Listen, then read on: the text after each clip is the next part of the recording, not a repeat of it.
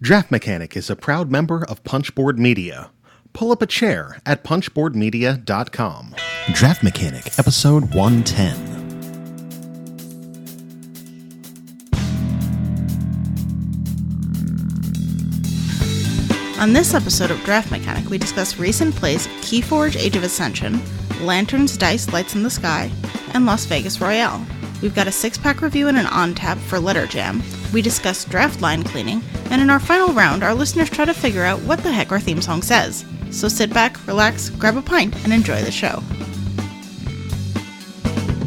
You've seen the future and it works to take a mile.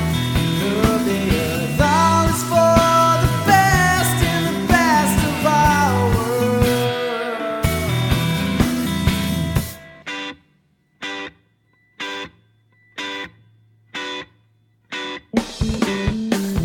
Hello and welcome back to another episode of Draft Mechanic. I'm Jake. And I'm Danielle. And Draft Mechanic is the podcast about board games and craft beer and anything we can do to tie the two together. Here at Draft Mechanic, we like our beer like we like our board games. I'm going to go with a little fruit flavor this time around. I mean, fruit-flavored beer is definitely delicious, and Letter Jam does have that weird strawberry on the front. Yes, but no actual jam is contained in Letter Jam as far as we can tell. Except for that one copy.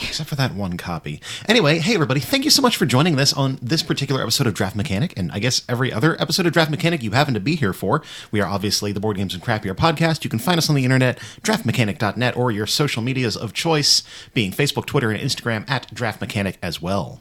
We also have a Board Game Geek Guild that is guild number 2470. There will be thread up for this episode as there is for every episode. So if we're talking about something and you have an opinion on what we're saying, that is a place to share it. Mm-hmm.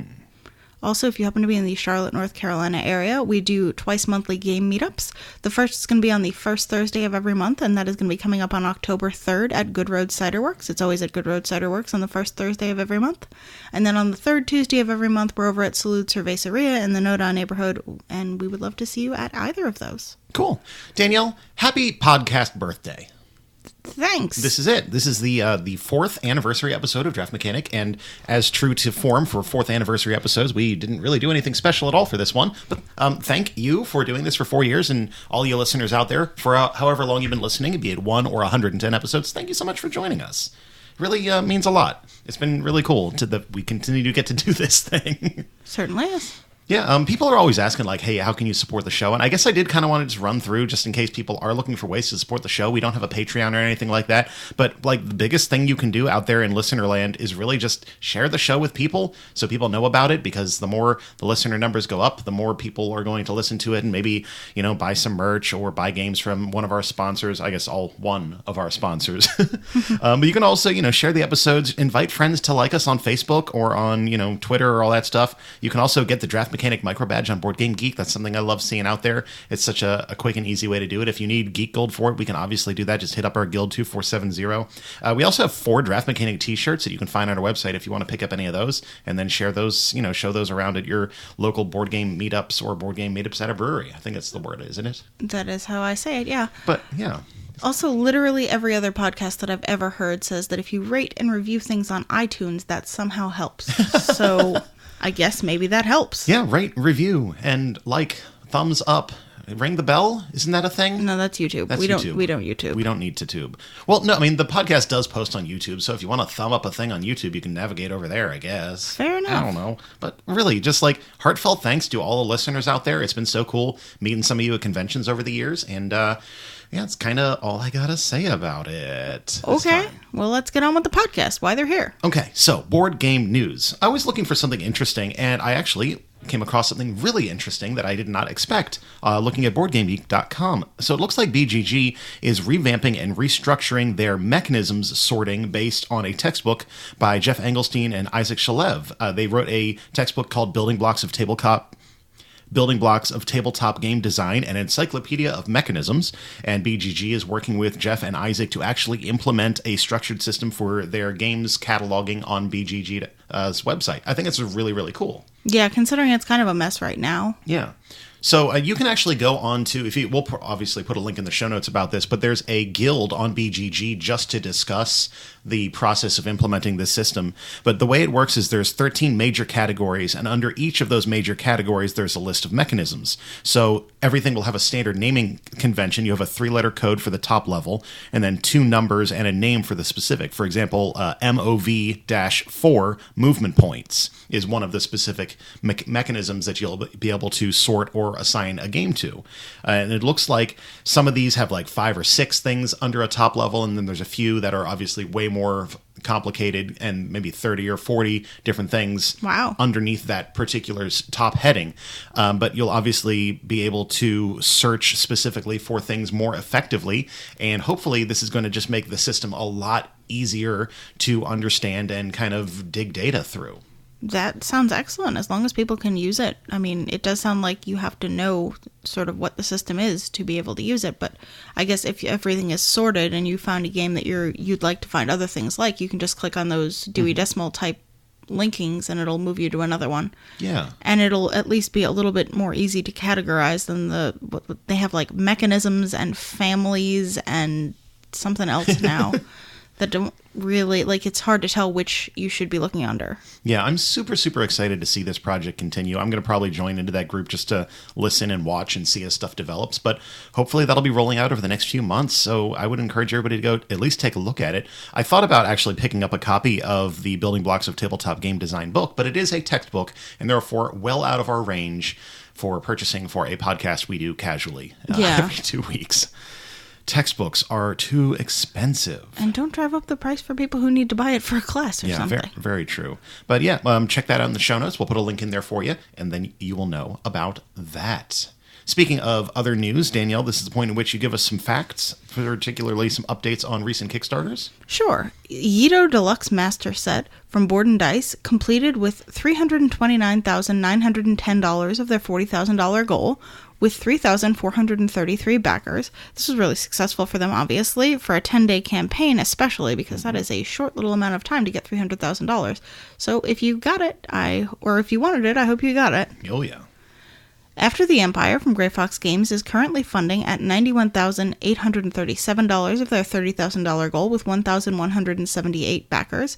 This ends on Thursday, September 28th. They have add-ons including a neoprene mat set to replace the boards, and they just look really nice. It's a nice upgrade. They'd previously done this for Champions of Midgard, so this is the same excellent quality mat if you have that mat that you're going to be getting for After the Empire. Yeah, just from talking to Grey Fox, apparently those neoprene mats sell really well for Champions of Midgard, and with the amount of stuff you've got going on in After the Empire, I could see needing a nice mat for yourself and all 4 of the castles. So that's a cool little add-on.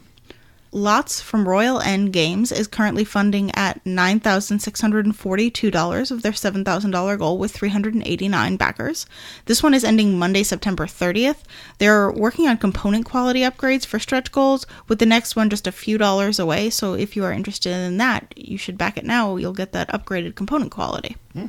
In new projects, I have 3 for you this episode. First up, there's a Dungeon Master alignment coin that is on Kickstarter from our friends over at Double Feature. It's currently funding at $1,282 of the $365 goal with 58 backers. This one ends Saturday, September 28th, with an estimated delivery of November 2019. It's $10 to back for the challenge coin. There are 3 styles available. You can get all 3 if you want for $30 as well, obviously.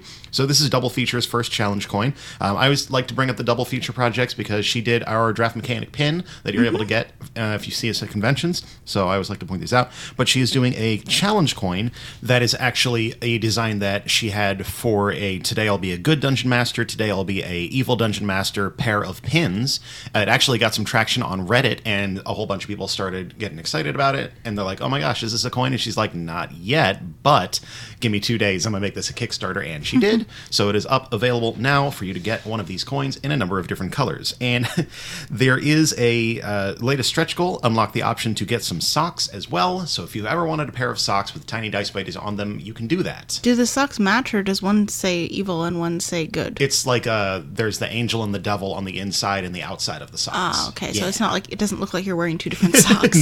No, but they're cute, and we love the tiny dice buddy stuff, so there it is. Actually, just got our classy dice buddy pins in a few days ago. They are adorable, especially the Bard, which is a little D6 strumming a lute under a orange tree. He is very cute. Love it. Next up, Detective City of Angels and the Smoke and Mirrors expansion from Van Ryder Games. This is funding at $145K if it's $40,000 goal, with 2,153 backers. This one ends Tuesday, October 8th, with an estimated delivery of June 2020. You can back and get the new expansion for $35 if you already have Detective, and if you don't, you can go all in, get the base plus the 2 expansions. That's the Bullets Over Hollywood and this Smoke and Mirrors one for $139. The new expansion has 4 new cases for Detective with some new mechanics, some cards, new requirements for winning, and like things you've got to identify accomplices and stuff and predict future crimes. And there's also some really cool add-ons, including like a art book and also a DM screen, the chisel screen, if you want to have a nice little screen, stuff like that. Danielle, you were a big fan of, or not a big fan of, but you were excited about Detective a lot, and that actually just came in recently. What are you thinking about with this new expansion here? Well, I've actually gotten a chance to play it. I played it at Gen Con a couple years ago. It is very much a LA Noire board game. So if you've ever played the video game LA Noire, it is very much that you are a detective who is investigating a crime. In each case, it's a different crime. And you are trying to interrogate people and look for clues. And the one person who is the chisel is giving you answers, trying to misdirect you. The information you have, maybe not everybody has, and you're trying to see what information you want to share and what information you want to keep to yourself.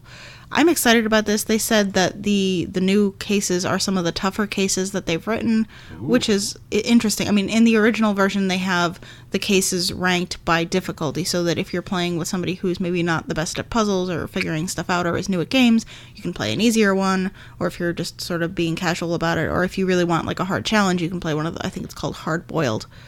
So the Kickstarter says these are some of the more difficult cases. So I'm excited to see what they bring out in this expansion. And for $35, I am definitely willing to see what it is. Awesome. Well, yeah, that is Detective City of Angels, the Smoke and Mirrors expansion. Also, the art book is really cool. Ooh.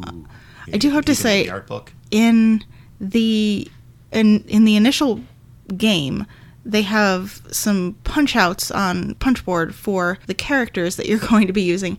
And while the art on them is super cool, when you punch them out, you actually lose the top of most of their heads. So it would be nice to have that art with all of the head and all of the characters. Well, you might have to add on that art book. Perhaps. I wouldn't mind. It is awesome art. Yeah, Detective City of Angels, the Smoke and Mirrors expansion.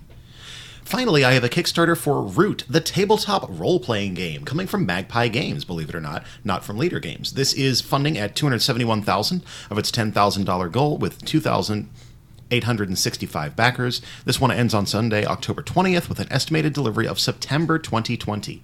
You can get the source book PDFs for $20, and the most deluxest version of the books is $150. This includes the books like in a double slip case, and they're all fancy hardcover books, and you also get this quote-unquote vagabond satchel of components like cards and other stuff. You get a bag? Components. You probably do get a bag.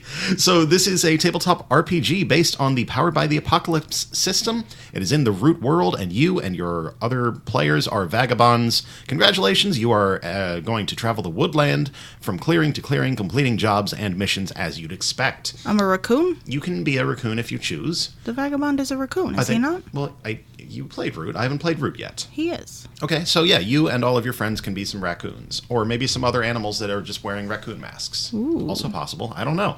It's up to you. That's what role-playing games are. You get to invent your own reality. So yeah, it's powered by the Apocalypse system, so they Magpie has done other stuff in that system before, and they're just taking the obviously cool world of Root and putting a bunch of stuff in here. Does this seem like the kind of thing that is interesting to you? Yeah, sure, why not? Yeah. I love a good little RPG. Yeah. I'm surprised. Like, if I were to pick board games that could become RPGs, I wouldn't have picked Root, but I guess there is enough thematically going on there that you could do it. And it's really enticing. Yeah? Like, if you have a world that people are really enticed by the art of and the idea of, you can make up the world that goes with it if it was just a board game. I mean, Root was very cute, and it did have some lore about the different types of animals and how they were ruled. But like, it makes you want to be in that world, and that's really all you need. If you've got the Powered by the Apocalypse system already, it's not like you're creating an entirely new system. Okay. So you've got a cool theme that you can work within, I think it's the perfect thing for that.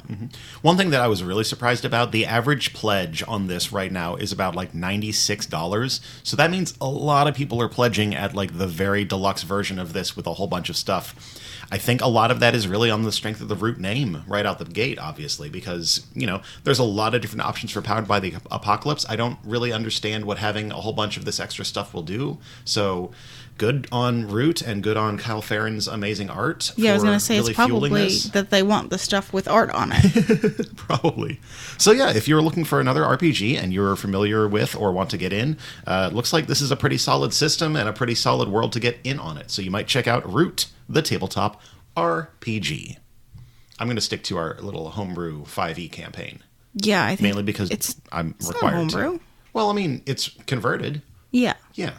We're working through, have we ever really talked about this on the show? I don't think so. We're working through Carrion Crown. Yeah, we're working through, what is it, a Pathfinder scenario? It was a Pathfinder scenario, but it has been converted to 5e, and that's what we're running. Jake's very first RPG. Aww. All right, well, that's enough about Kickstarters and stuff in the future. Let's talk about games we have actually played after this bump, where we talk about those t-shirts that I talked about 12 minutes ago.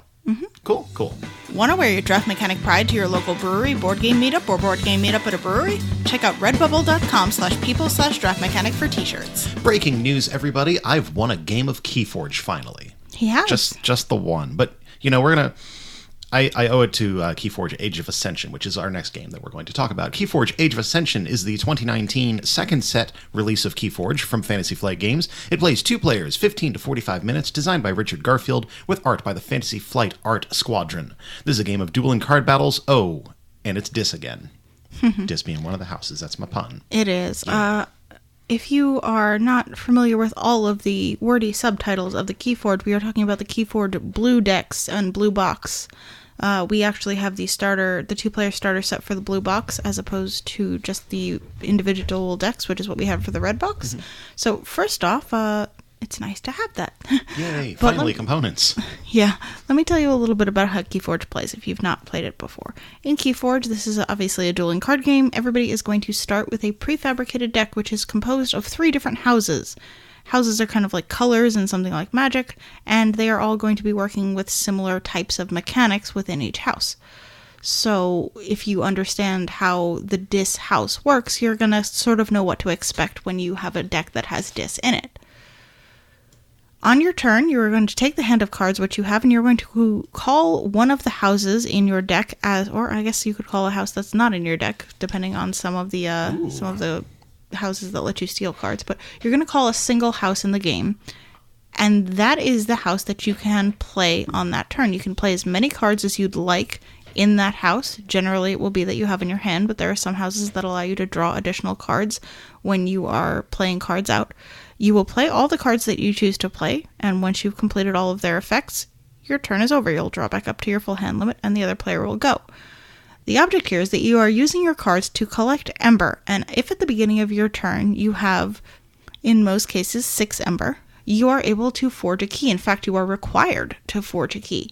There are 3 keys that you must forge to be able to win the game, and the first player to forge those 3 keys is the winner of the game.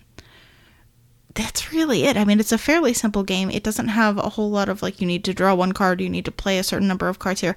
As long as you are playing within the active house, you can really do whatever you'd like within. There is a rule about placement that I'm going to mention because it will become important when we talk about the stuff that is new in this set. Normally, you're going to play your cards out onto your battle line, and once they're there, unless a card tells you to move it, you can't move those cards. Some effects will target the outermost cards, they're called the flanks. Some effects will target neighbors, so it's important that your cards are laid out in the battle line as they were played. Some of these cards have keywords on them, and there were keywords that were established in the Red Box, the first set, but there are 3 specific new keywords that were in this Blue Box set. There is Deploy, which allows you to place cards wherever you'd like in the battle line. The battle line opens up and you can place cards between existing cards. That is really useful for those effects that target neighbors that I mentioned before. The other 2 keywords that they've added are Alpha and Omega, and these simply mean that if it's an Alpha card, it can only be played as the first card that you play out of your hand on a turn, and if it's an Omega card, after you play that card on your turn, you have to end your card play phase. So it should technically be the last card you intended to play, but if you screw up and you play it before you meant to play it, Whoopsie. your turn is over now. It's gone. These are kind of interesting because usually you have freedom to play cards in whatever order you'd like, but having those alpha and omega give you structure to how you have to plan your turn and how you are going to place things out. But it also means that you have stuff that you can count on. You know, you're going to play this card first no matter what, and you're probably going to remember to play it first because you're thinking about it, which is a thing that happens a lot in Keyforge. You're like, oh, I need to play this and I need to play that, and you forget one of the cards that you're going to play. But with the alpha cards, you know what's going to happen very first at the beginning of your turn, so you can structure your turn around that, and you know exactly what you're going to do at the end of your turn if you have an omega, so that is something that allows you to plan your turn a little bit better. And I like these. They make the game a little bit more friendly for people who are not super used to dueling card games. And that deploy keyword that I mentioned earlier really helps if you draw a card that would be really great and be very useful in the middle of your battle line. If you don't draw it till later in the game, it could have been frustrating without that to be like, oh, I would really like to put this in here and it would do me a whole lot of good, but I can't do that because I didn't draw it until later. Well, now a lot of these cards that have the deploy on them, they slot in very nicely and they really make you feel like you've done something good. And that's the fun of games. Like when you're coming up with a clever combination and you're like, oh, I can totally do this and it's going to have all these cool effects, and that feels good. And I enjoy that. Keyforge is definitely the kind of game that gives you a lot of freedom, and I like that about it. And I feel like these new keywords give you they give you more fun stuff to do. I enjoy it very much. Yeah, as somebody who didn't honestly play a lot of dueling card games, this has kind of always been more your zone than my zone. At least we've been going through a bunch over the last few years. The new keywords really helped out a lot, and I felt like I'm glad that they brought them in set 2 instead of this being stuff that I had to learn from the very beginning. Like base set Keyforge, it was really easy to understand once I got a feel for where the gameplay worked, and then adding these in on the second set meant that they could do something that was new and interesting with this Age of Ascension set, rather than just coming up with a whole bunch of new cards and all this new stuff that we already know. It gives me a reason to want to play these blue decks and really kind of explore them and see the way that their different sets of mechanics work, because then maybe that'll also inform better how, if I go back to some of the red decks we have, some of our dozen or so red decks, I'll have a little bit more understanding about how I want to structure my turns, how I want to structure my play and build out my battle line. So it's a really cool set of stuff, and I felt like they used them well. It's not like every single card had the new stuff on it as well. You had some stuff that brought that new stuff in.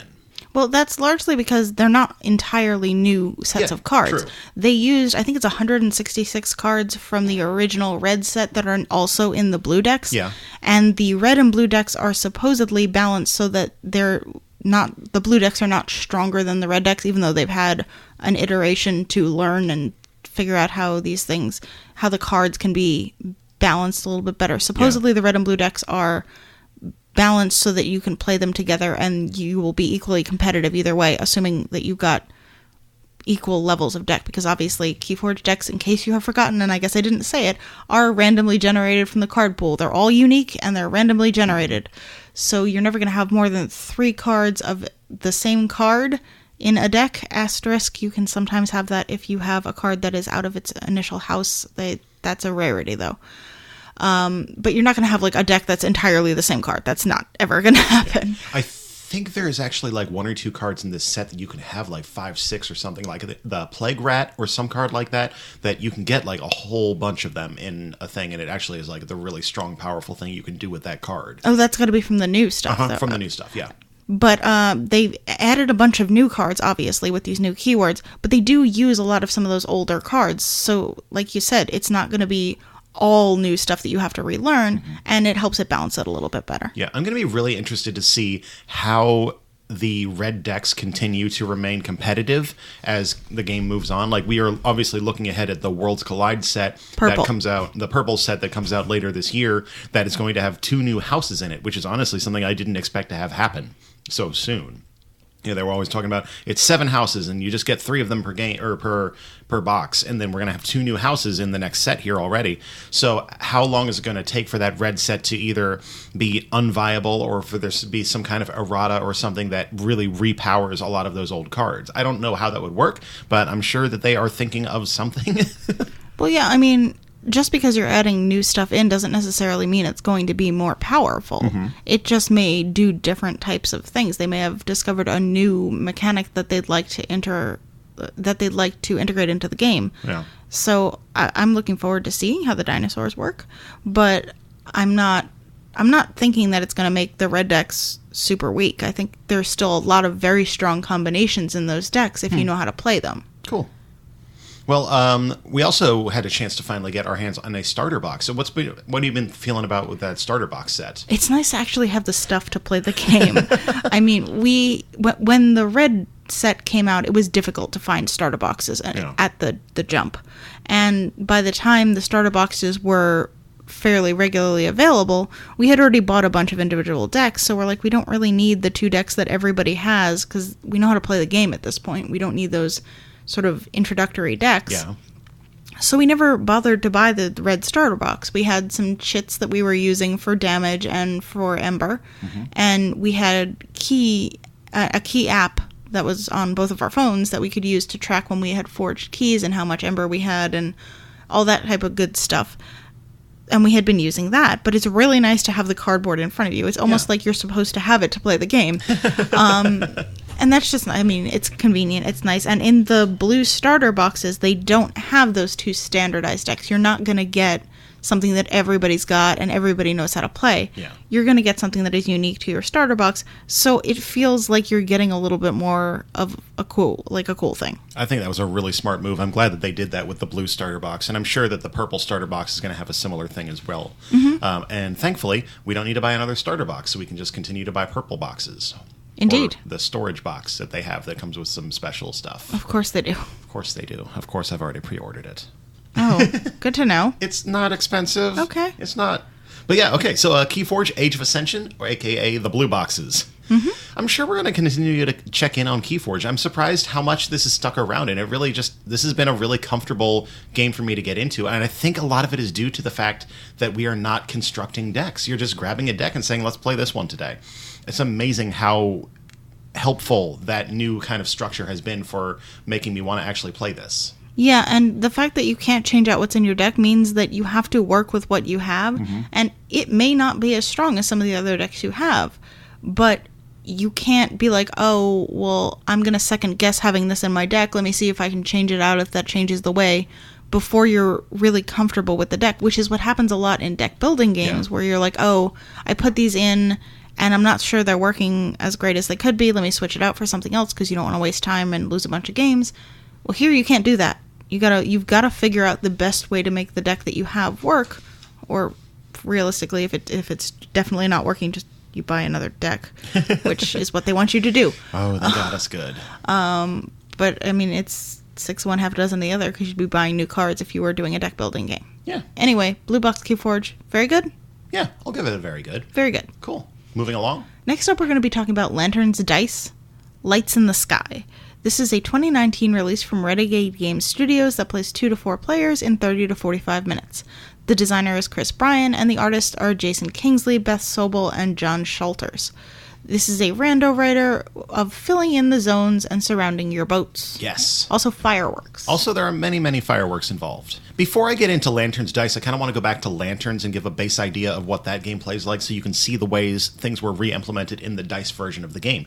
In Lanterns, you're placing out these tiles that have 4 quadrants on them. Each quadrant of it has a different color lanterns display on it, and depending the orientation of that tiles, different players will get different rewards off of it. They'll get tokens with a set collection thing, and you're getting, I need a bunch of white ones, or I need one of every color, so on and so forth. The orientation is kind of the fun trick about Lanterns, because each player, when they play a tile, they have to decide what direction they're going to place that tile, because they're looking at the other players, seeing what they're collecting, so they don't give anything that they don't need to the other players.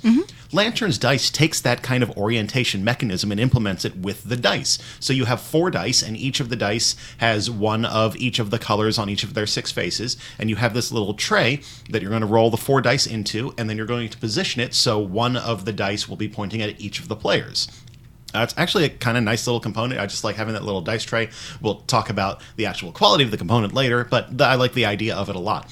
When that is facing you, you're going to take whatever that color is, and you're going to color in a section on your sheet. So you have a roll and or random writer So you have a Randowriter sheet in front of you, like you kind of expect in these kind of games. And this one is kind of like a picture, not a picture, but like a diagram of the lake with a bunch of different triangular sections of lanterns.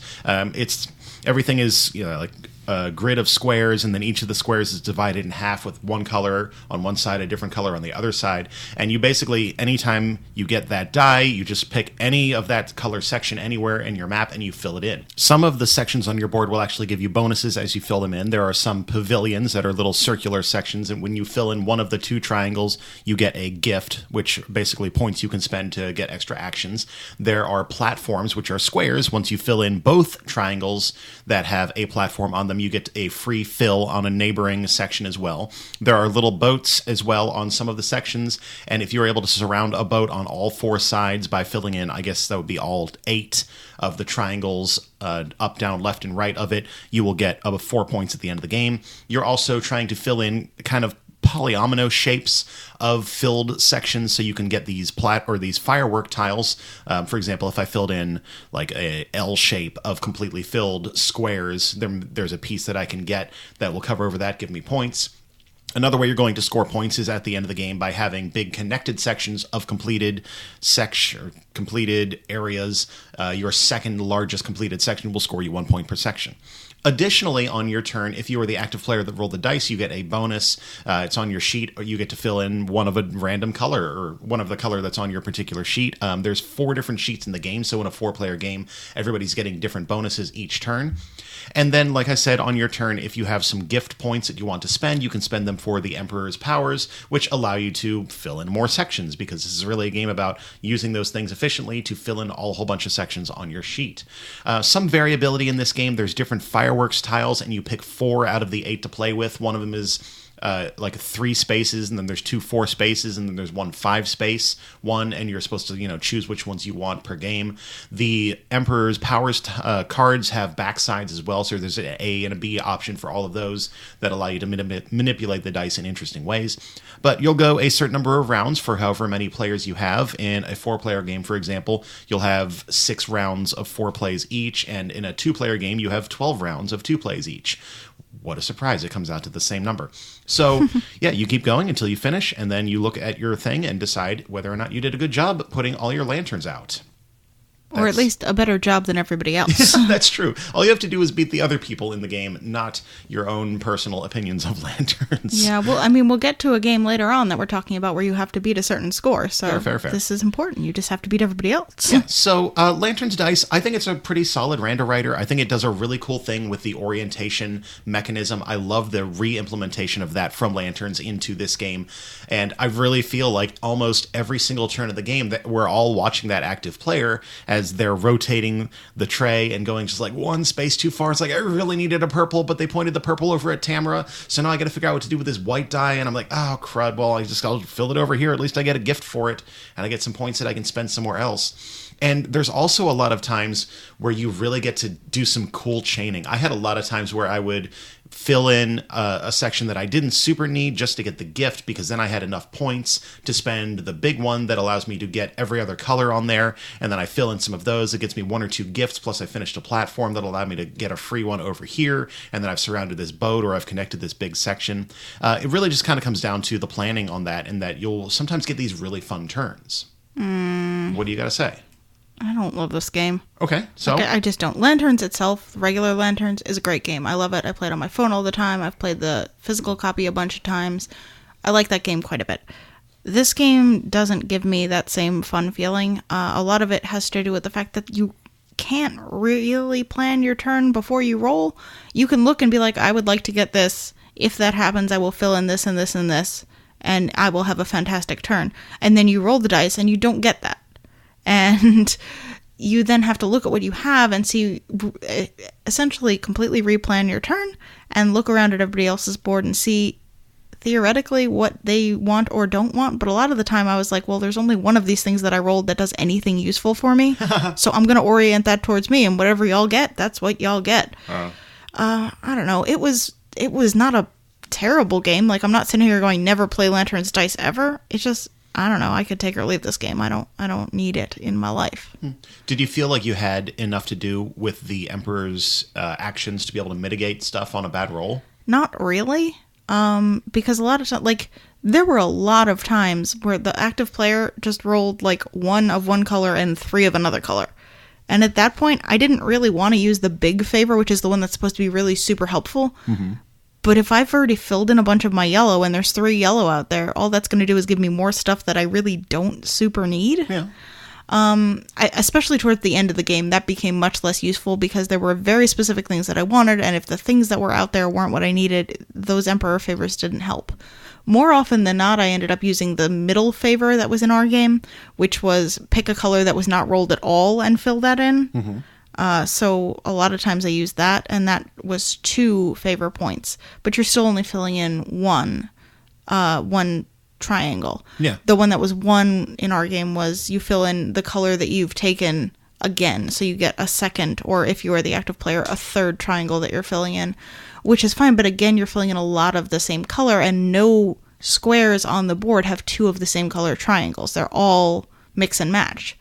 So you have to have a bunch of stuff in the grouping that you're working on for that to feel really useful. I'm sure if I played it a whole bunch of times, I would be able to use those things a lot more efficiently. Mm-hmm. But I don't want to play it a whole bunch more times. It's not my favorite roll and write game by far. That's or fair. Rando Writer at all. Like, I'd much rather play Welcome To, which is a flip and fill game and a much better Rando Writer in my opinion. Also, I have a couple of component issues with this game. Remember, the pencils did not come with the game. 1, it doesn't come with pencils. The pencils that were in our box, a friend of ours threw in there, and they were atrocious. But there were no pencils in the box to start with.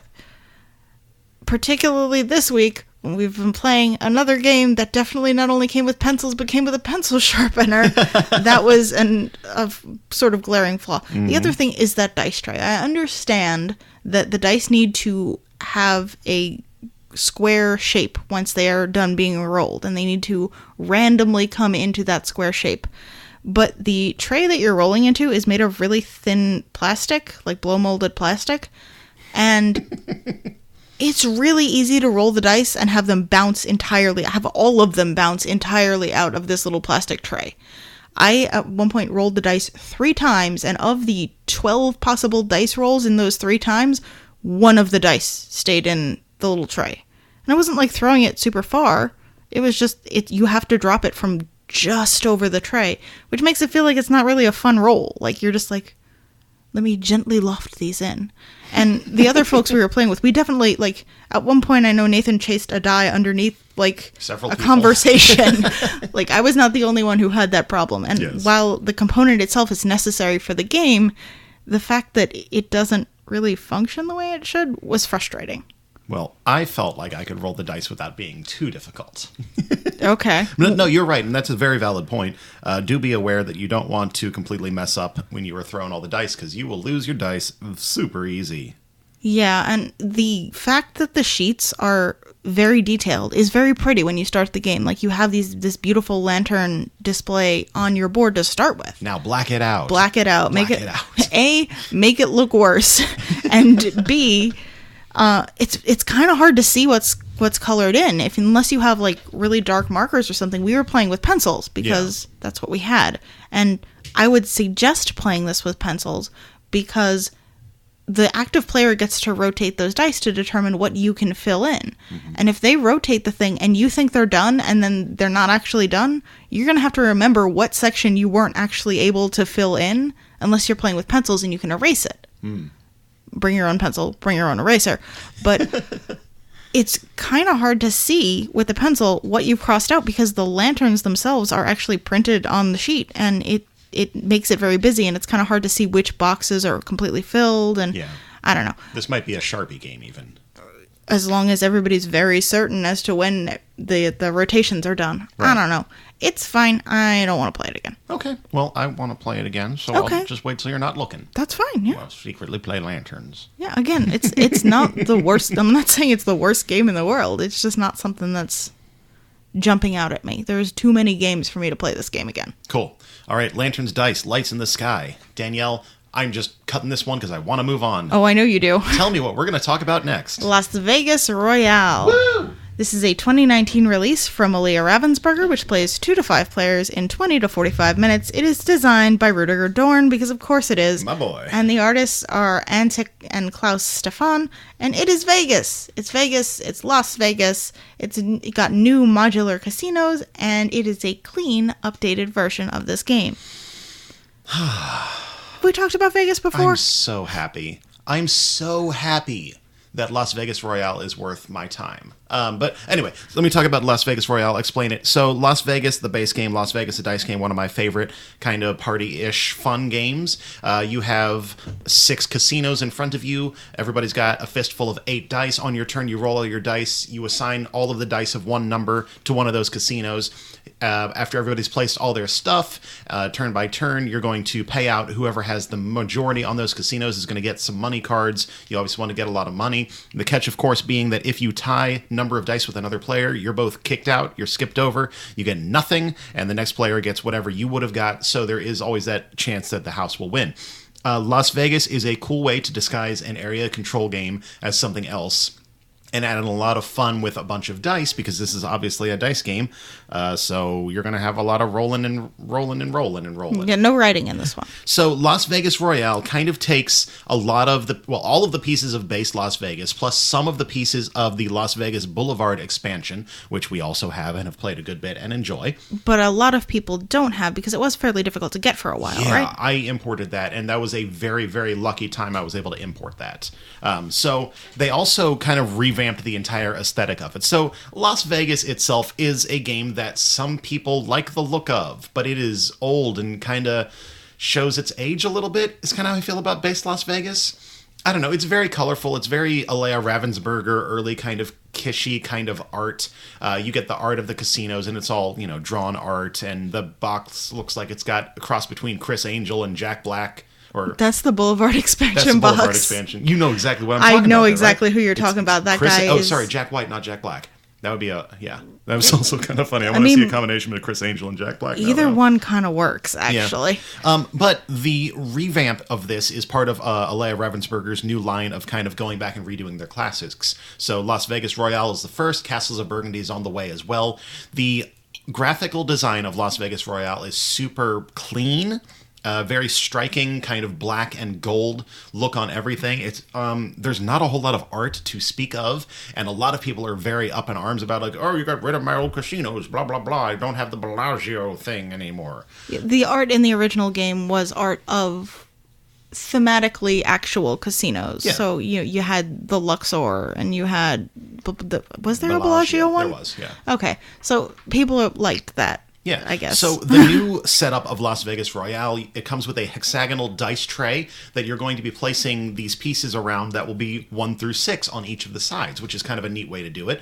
And then you also have kind of the centerpiece of Las Vegas Royale is these new modular casino powers. The game tells you to play with 3 of them of the 14 available in the box, and you're going to place them on the 1, 2, and 3 casinos, but you can really do it however you want. I've played it with, set them up on 1, 2, and 3, and leave them that way for all 3 rounds of the game. I've set it up with put it on 2, 4, and 6, and we'll randomly assign them each round of the game just to give it a little spice. But each of these additional casinos gives you fun things to do when you assign dice to that number. There's some, like, for example, there's one that's a jackpot, that if you assign your stuff to the jackpot tile, you roll the black dice, and if you hit 7 or a doubles, you score some cash, and if you don't, the jackpot slider slides up. There's other ones that capture other players' dice. There's ones that allow you to roll some dice at the end of the game, and then assign them to casinos, and they're like your extra henchmen or something like that. There's a bunch of different casino powers, and honestly, after playing this a bunch of times, we still haven't probably hit half of them. We're always kind of like randomly selecting which ones we want to use. But that is kind of the centerpiece of Las Vegas Royale.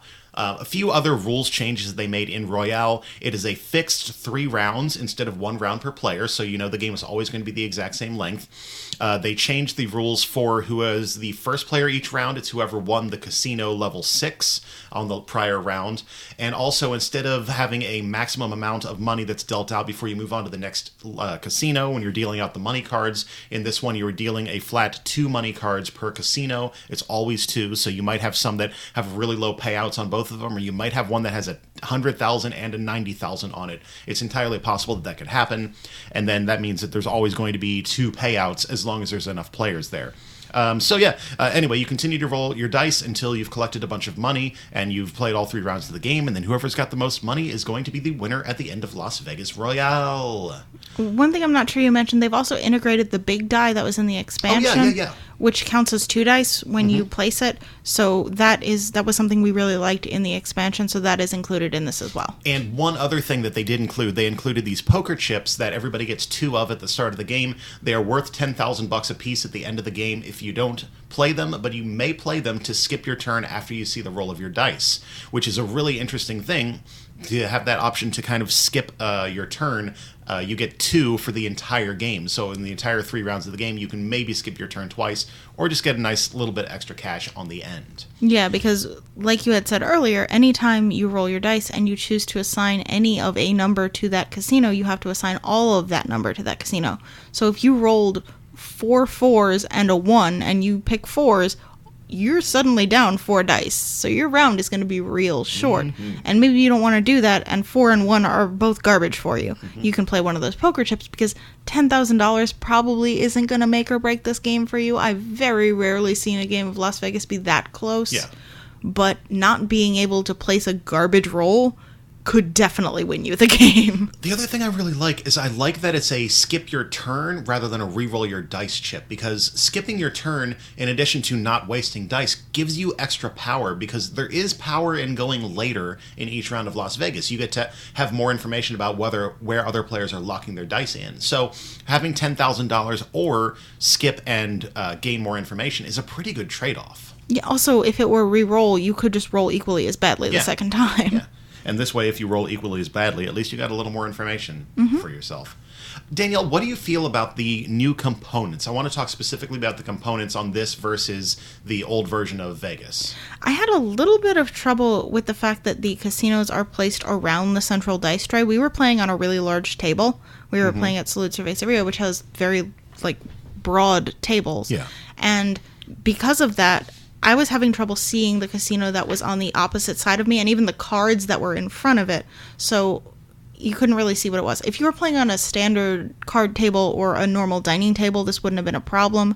But I did have a little bit of trouble seeing what dice and cards were on the casino on the direct opposite side of me. Okay. I will say this dice tray, a little bit better. Didn't have as many dice rolling out of it. It is a nice dice tray. It's also a larger dice tray, which is probably why that works. It doesn't try to condense your dice in as sharply as the other one did. So, you throw your dice in the middle, assign them out, have a good time. You also don't need to use it if you don't want. If you're playing on a giant table, you can just roll in front of yourself. That's true.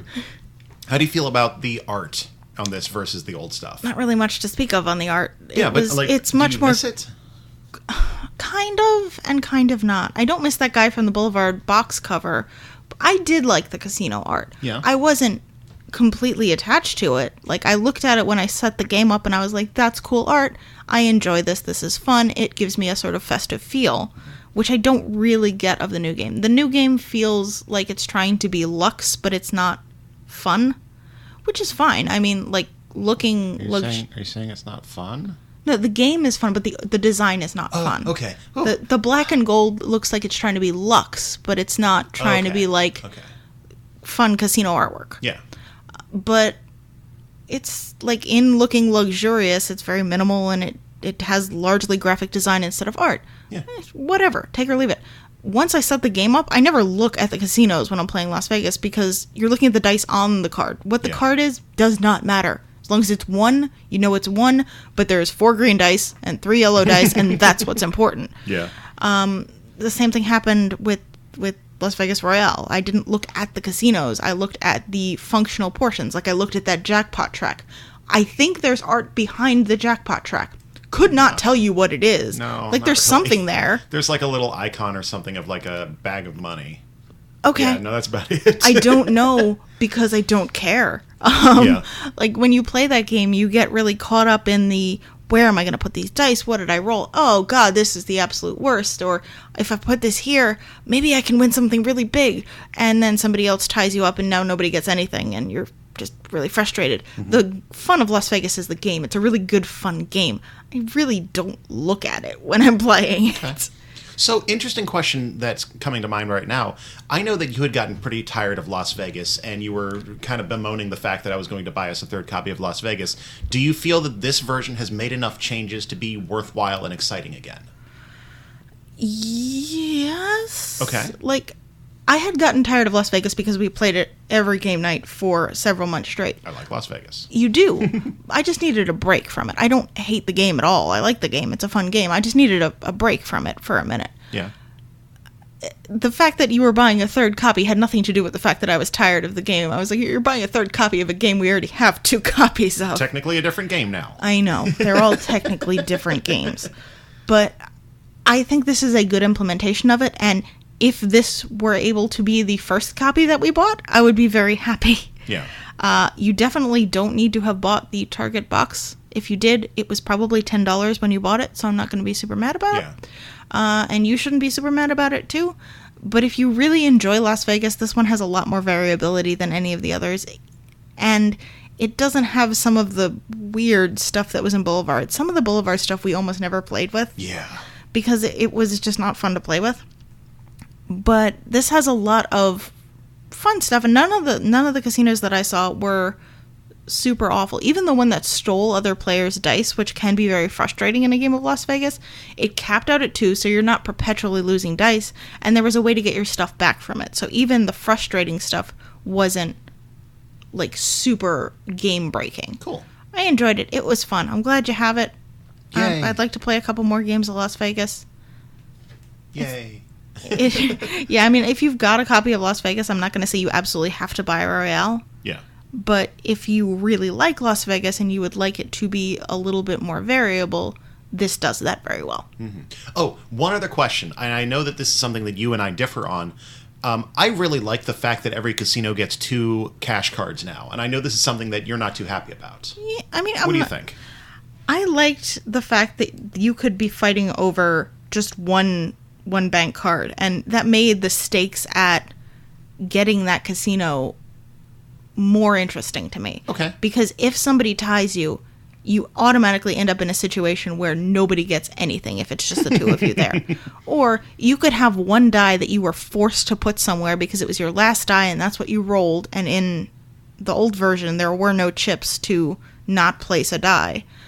So whatever your last die is, maybe you rolled and there's 4 of, the other player's dice there, and you're like, okay, I'm not getting anything. There's only 1 card. And then a player who had 3 suddenly rolls another one, and they're both tied, and you win that 1 card, and that felt really triumphant. That was part of the fun of the game. Okay. Here, there's always a second place, which even if that second place is still a lot of money, and that still feels really good, like, it doesn't have that same, like, oh, I could have had it all, but I ended up with nothing. To me, I don't know. It feels a little bit different. And I also like the ones where you get like 4 or 5 cars. So you're putting dice out and you're like, okay, maybe I want to end up with second, but as long as I'm not tied with somebody, I'm going to get something. And that just feels like playing the slots to me. It's like you're putting a little bit in and you're hopefully going to get a little bit out. There's no big money in it. Yeah. When you only have 2 cards and you always have 2 cards, you don't get those feelings. Okay. I see where you're at there. I understand, though, that having those 2 cards makes it a lot more standardized for those interchangeable casinos. Yeah. Whereas if you had an unknown number of money cards, I have a feeling making those variable casinos work out in a balanced way would have been a lot harder. Good point.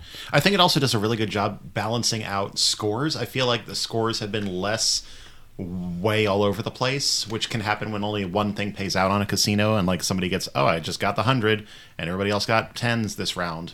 I wonder if they did some redistribution of the money cards, because I feel like our scores have been quote unquote closer in these games, but it also is insane because we're playing in hundreds of thousands of dollars. I think it may also be the fact that we've played a lot of Las Vegas, so everybody in our group sort of has an idea on how to play it. Very true. It's the kind of game where if you've got 5 new players or 5 new players and 1 experienced player, you're gonna get a winner that's the experienced player, because you know how, even though there's luck involved, you know how to sort of hedge your bets. Gotta know how to play the odds. But everybody in our group at this point has played this game at least a couple of times, and we all sort of know how to play the game, and it's fun like that. All right. Well, we can end this one. I'm just gonna probably say we'll probably talk about Las Vegas Royale again in our first episode of 2020. No reason in particular. Can't I'm gonna say imagine that. why that might be. But we'll close the books on this one for now. And I hope anybody out there, if you ever see me and you would like to play it, I probably have it with me at the game night. There All you right. go. That's Las Vegas Royale. Time to move on for our big ol' 6-pack. Fruity feature, fruit, and another F word that has to do with games. Are there any F words that have to do with games? Oh, there are so many F words. All right, moving on. After the fall of Rome, Europe entered into the Dark Ages, but with the rise of feudalism, prosperity returned to the area. In After the Empire, you are a medieval ruler trying to grow and defend your fiefdom.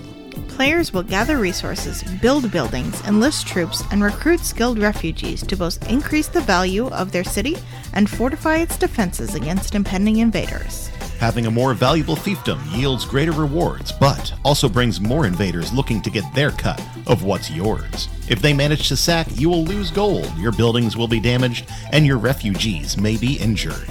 Whoever's city is most prosperous at the end of the game is the winner of After the Empire.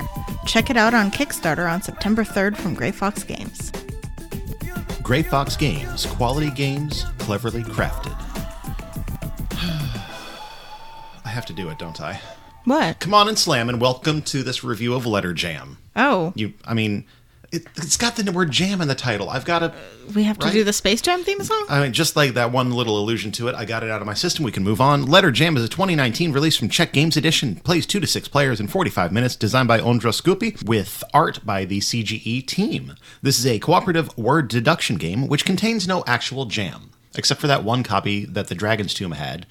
I honestly kind of question his supplier because that was disgusting. Unpleasant.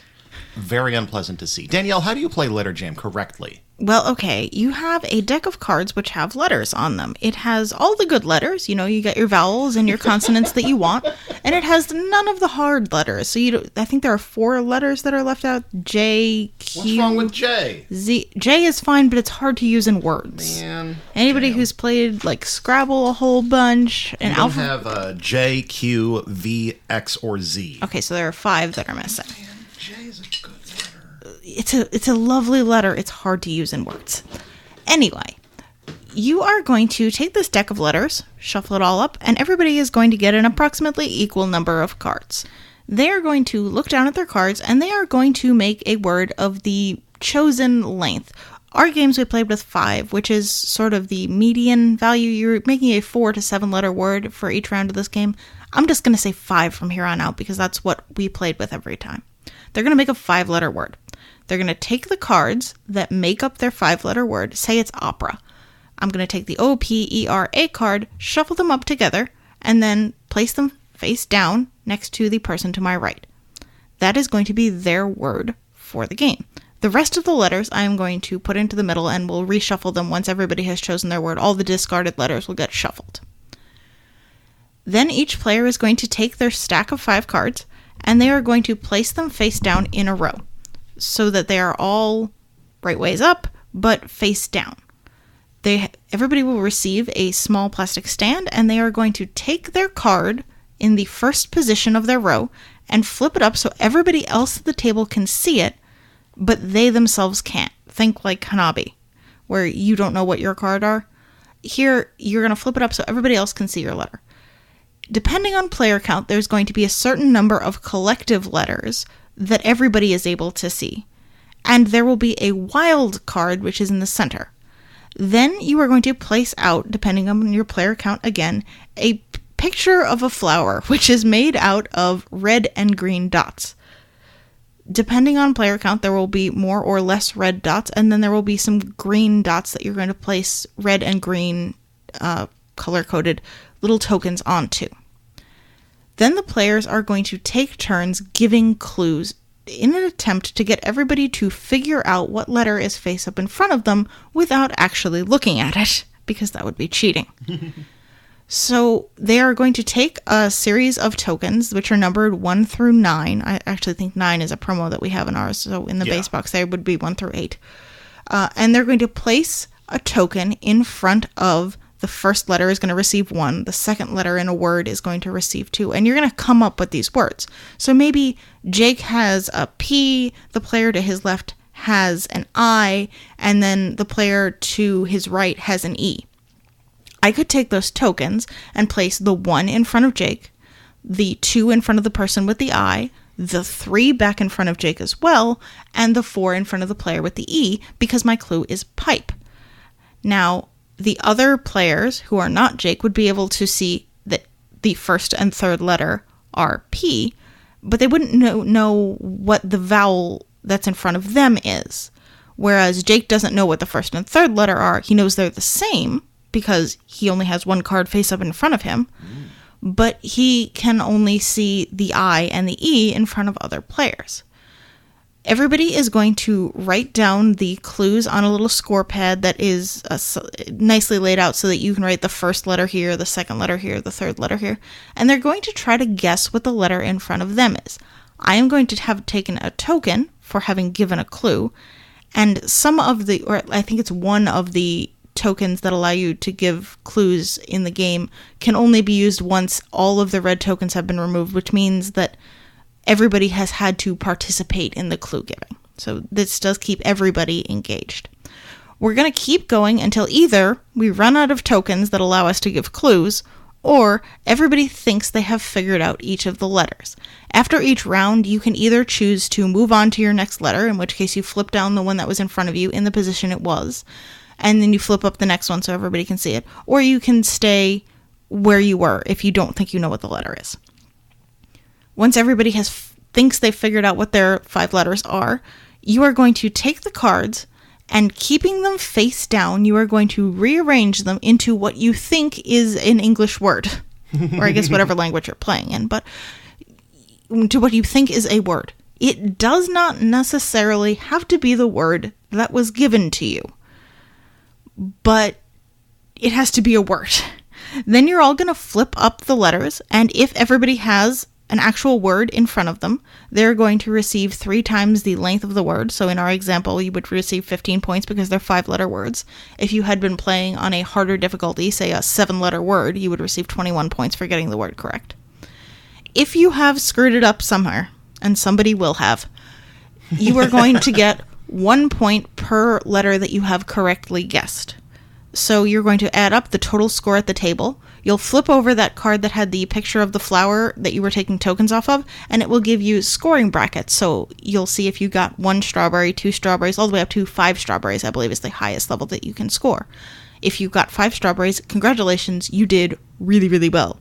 If you got 2 strawberries, congratulations, you did just fine. And that is Letter Jam. That is a fun game. It is very different from any other word game I have ever played. Jam. So leading off, this was a review copy from CGE, so thank you so much for sending that our way and take that into account as you listen to our thoughts here. I'd like to get into art and components. There are 4 artists listed for this game, and there is 1 piece of art. And Danielle, how are your feelings on the strawberry on the cover of this box? I hate it so much. So, like, before you looked at it really closely, though, it's a nice strawberry, right? It looks like a big, delicious, juicy strawberry. It looks really good. It's from across the room, it is a great piece of art. I love it from here. Jake is holding it. I am sitting 10 feet away from him. I love that strawberry. It's a great strawberry. Yeah. When you get close to it, the seeds are actually letters, and it freaks me out to no end. And everybody I've shown that box to, I'm like, I hate this box cover. Look at it. And at first, they're like, oh, why? It's a really nice strawberry. And then, like, 3 seconds later, somebody goes, oh. And I don't know anybody who really loves it. I mean, you probably do. I don't have a problem with it in particular. It is a little weird, and I honestly didn't notice for the first week we had this game that's what was going on there. Okay. I mean, it is well done art. It just freaks me out. Okay, well, let's move on to the other part of art and components. Components. I was going to say, there's no other art in the game, so I don't know what we're moving on to. The components side of this. Holy moly, this is, like, a lot of really good components, which is something I did not expect from a little, writable word game. But they gave us pencils. They gave us full pencils. Not just that, they gave us a pencil sharpener. They did. Those tokens for the letters are poker chips, and they gave us an extra one. There's a promo for that 9, which is nice. And the numbers are in rainbow order. So the number 1 chip is red. The number 2 chip is orange. Yeah. And so on and so forth. All the way up to the number 9, which is dragon fruit, which is technically white, I think. White and pink. Fruit. But like, there is a logic to which ship it is. You're not just sitting there digging through the pile looking for the 4. You're like, oh, it's, I put out the red, now I put out the yellow, or the orange rather, and now I put out the yellow, and continuing on and so forth. So it makes sense. And they're fruits, which is fun. Mm-hmm. All the letter cards are super clear in this as well. I mean, you can't say it's a black card with a letter on it, and it's got some little barcode stuff on there. What are the barcodes for? There is a setup app that you can use for this, and I don't understand what that means, because I don't really understand why you would ever need a setup app for this game. I don't understand. I didn't look at it because it's not complicated to set up. You look at your cards and then you pick a word. Fair enough. And then you move on with your day. So I don't know. It's nice. The letters are great. The stands are nice. I feel like they're a really good quality stand that we're going to get a lot out of for a long time. They're fine. The sheets are perfectly useful as well once we realized you didn't have to write down clues you gave as well. Yeah. The first couple of times we went through, you have fewer lines on the sheet than you have tokens. I believe every time you have fewer lines on the sheet than you have tokens available on the flower. And in lower player count games, you have additional tokens that you get when you go through the piles of letters that are available to everybody, that are sort of communal letters, I think they're called. Mm-hmm. So we're like, where do I write this stuff? And yeah, obviously, if you're giving the clue, you don't need to write it down. You didn't learn anything from that clue that you gave because you could see everything, and you got no information. Yeah, so with the exception of the strawberry, I feel like it is a knockout of the park for the quality and size of this game on terms of components. Yeah, the one thing that's a little weird to me is there's only ever one token that is trapped inside the flower. So, like, you want to make everybody involved. Mm-hmm. So, one of the tokens that you need to be able to access to give a clue, you can't take until all of the red tokens have been removed, which in a higher player count game means everybody's given 1 clue, but in a lower player count game, it usually means that people have given 2 clues. Yeah. 2 or 3 player game. But it's only 1 token, and I feel like that doesn't really super encourage you to get people involved. You could just leave it till the end and be like, oh, I give my 1 clue next to last. Yeah, fair. And that doesn't get people involved early in the game. I feel like maybe it should have been a larger group in the center. Okay. But that's just nitpicking. Yeah.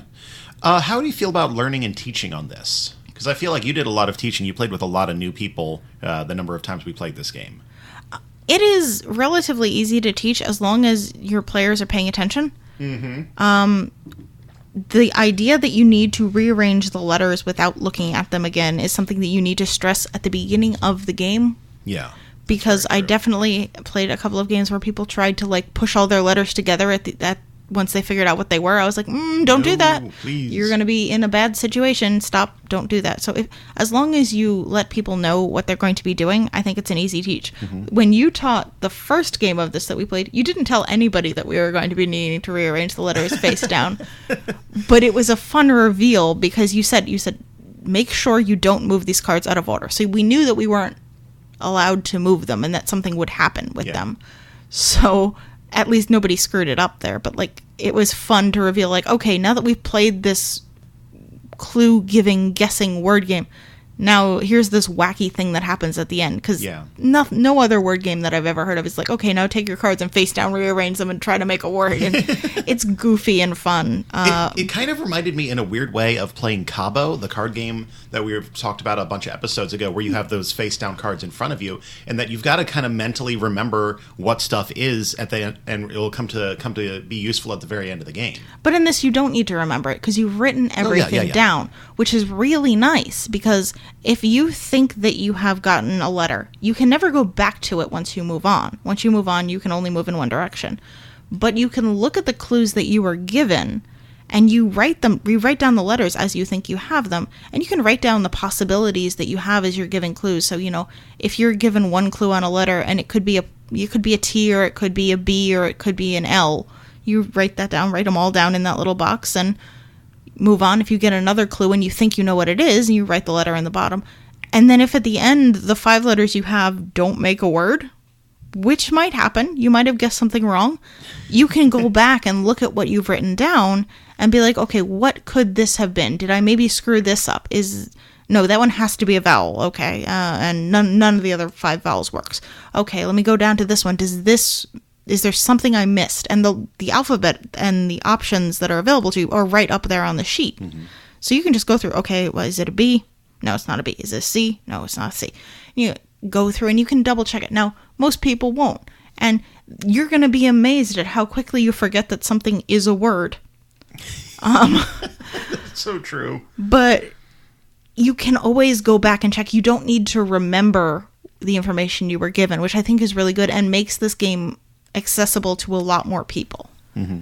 Now, I've already said that I think this is very different from any other word game. Can you think of anything that it's like, or is this... No, like, there's nothing that I can really compare it to other than just, other games that have words in them. And that's just like, these are games with words. But it's a cooperative game, and it's cooperative in a way that I haven't really played with words before. Figuring out what everybody's got and having your hand facing away from you is stuff like Hanabi, obviously. The mind obviously has a tiny little bit of component there where you're not allowed to talk about what you have. But this is a game that's talking about what you can see in a fun way. Three Laws of Robotics kind of has a similar deducting from what other people have kind of feel to it, but like I've never had it in a word game, and I feel like having that be the foundation of it, where you know how words work. There's nothing you have to learn additionally about words other than if you're spelling correctly and if you know words.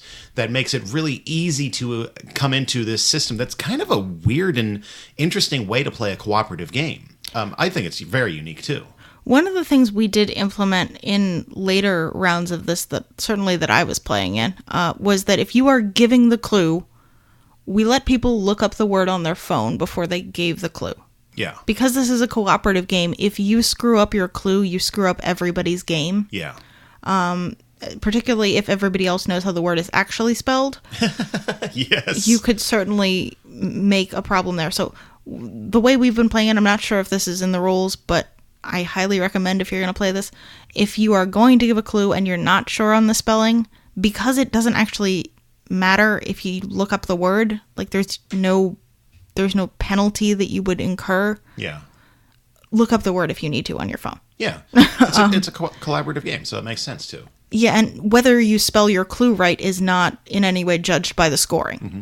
I think that also ties into kind of the point we always try to hit on in a six-pack is the learning curve and how gameplay develops over a bunch of different plays. And I definitely felt like in the most recent game we played, we were pulling out some really complex words that turned out to be really great clues, like indigo and abalone was one. Abalone, but yes. Abalone. But, some of these longer words that really kind of you have to think about it, and you got to really get comfortable for the way the game works and the way that putting the wild in can really mess up a word. Stuff like that is really important, and I felt like we didn't get to that till later games. Yeah, and I think we also got better at giving the initial words. Yeah. Like the first time we played it, I think my word only had one vowel in it, which is really easy to do with a 5-letter word. Mm-hmm. But it's not super helpful as you go through the game. I used opera as my example a little earlier because it is a word that I gave in one of our games because it had 3 different vowels in it. Yes. And I'm like, that's going to be useful when we have a bunch of stuff face up. So much so to the fact that in one of our last games, I looked up, it was a 4-player game, and there were 3 O's looking at me. I was like, oh, okay, well, unless we're going to say ghost quotes, and it's quotes. Ooh. That's not really... I ended up having to use some of the communal letters, which are always there. Yeah.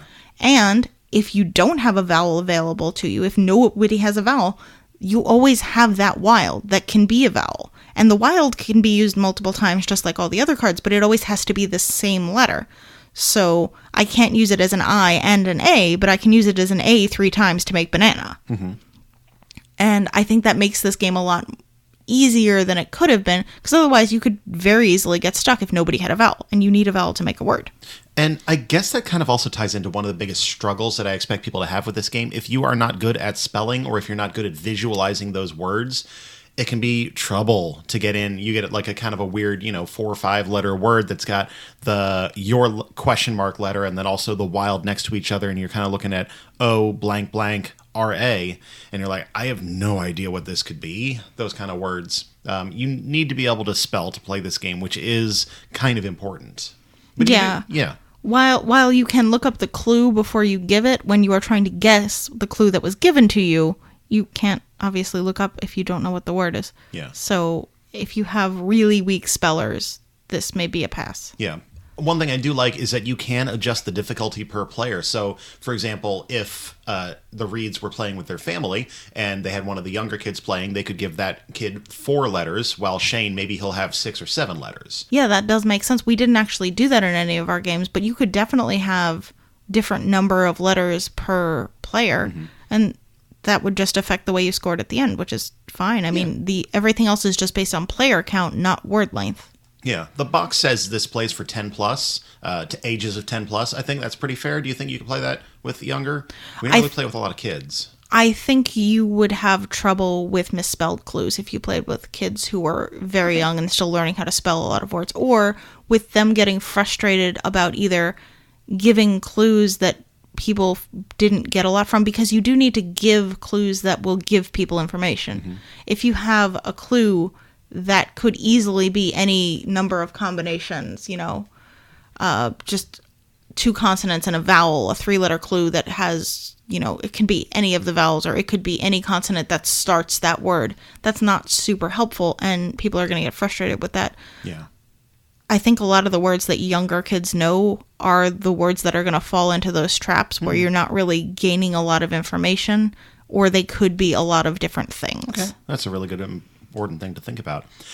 So I want to think one other thing. This game is a 45-minute game, which is fine. I feel like you get, a good quality amount of game out of this. But I definitely, when I first heard about Letter Jam, I thought this was more of a party game. And I feel like that is just kind of the reputation of the CGE word game. Obviously, they had Codenames before this, which was a word game that was a big smash. And they've kind of had a bunch in this box size that have been that kind of space. That's a question, was this box size, I think? Yeah, but this one is definitely not a party game. This is a game you can play at an event. We play this obviously at a lot of breweries, but do you feel like it's going to have any trouble with that, getting that kind of look? I don't think so, because it's a word game, and word games have sort of stigma to them to start with, like nerdy word games or whatever. Like, you're going to go play Scrabble, sit in the corner and be quiet and play with your word tiles. Yeah. Anybody who's willing to play a 45-minute word game, which says 45-minute word game on the box, is probably not going to be like, oh, this is going to be rip-roaring, raucous fun. Yeah. While this game is super fun, and I'm going to spoil my opinion on that and say I enjoy this game quite a bit.